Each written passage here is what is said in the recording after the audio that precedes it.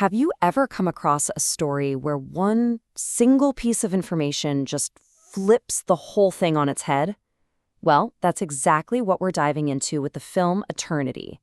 It's a story with a central mystery that forces you to question not just what you're seeing, but how you're seeing it. So the whole thing kicks off with a sound that makes zero sense. You have this man, Shang Meng, who's supposed to be enlightened, at peace.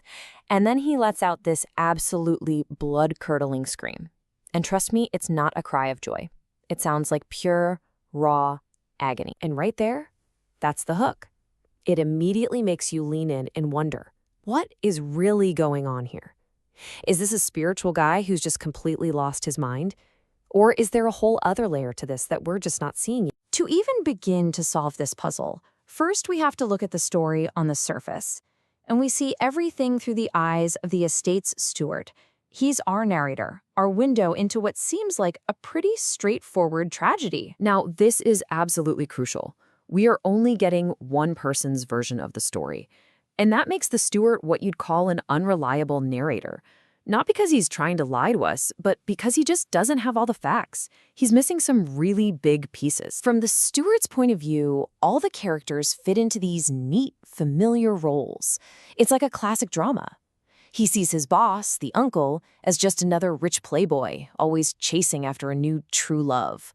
He sees the nephew, Tunking Munt, as the poor, tragic victim of it all. And the woman?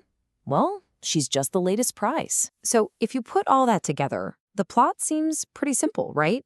It's a love triangle that goes terribly wrong, leading to a whole lot of suffering and madness. It's a compelling story, for sure, but it still doesn't answer that one big, nagging question. Why would an enlightened man scream like that? Okay, now let's start peeling back that first layer. What happens if we look at all of this from a completely different angle? A perspective that's not about worldly drama, but about a spiritual lesson. This is the moment where the entire story pivots. What if the scream wasn't a cry of his own suffering? What if it was a performance? A kind of compassionate roar designed to show other people what true agony feels like, to literally frighten them away from a destructive path. And this new way of seeing things changes the uncle too. Suddenly, he's not a shallow playboy. He's a rescuer. A man who finds women in really desperate situations, brings them into his home, and actually helps them become independent and wise. The flaw in the steward's logic is actually pretty simple, as our source text points out. If a man was truly greedy and possessive, he'd never let something he owned just walk away. But the uncle lets these women leave freely to be with other men.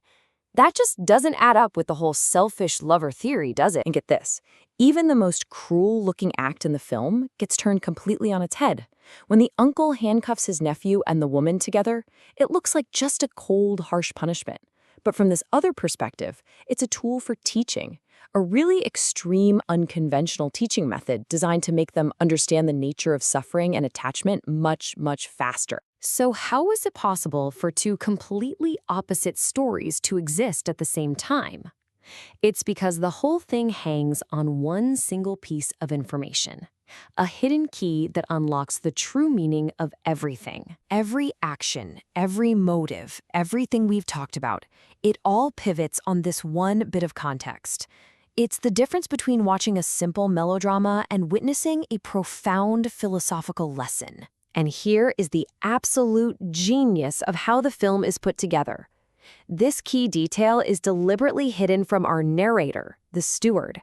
He's on the outside looking in, and since we see the world through his eyes, so are we. And here it is, the big reveal.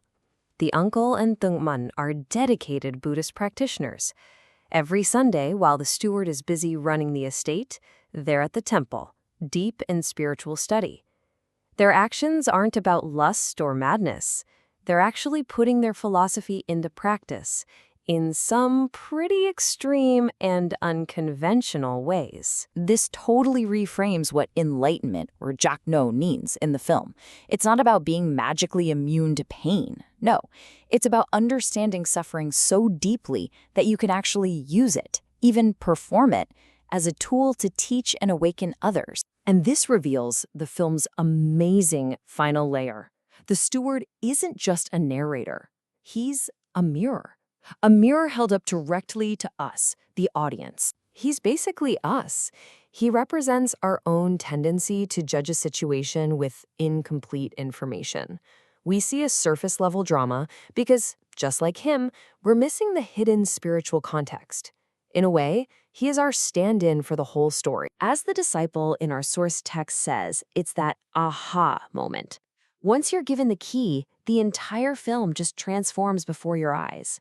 The descriptions change, the scenes take on a whole new meaning, and what you thought was a tragedy becomes an incredible lesson. And that leaves us with one final, pretty powerful thought. It makes you wonder, doesn't it?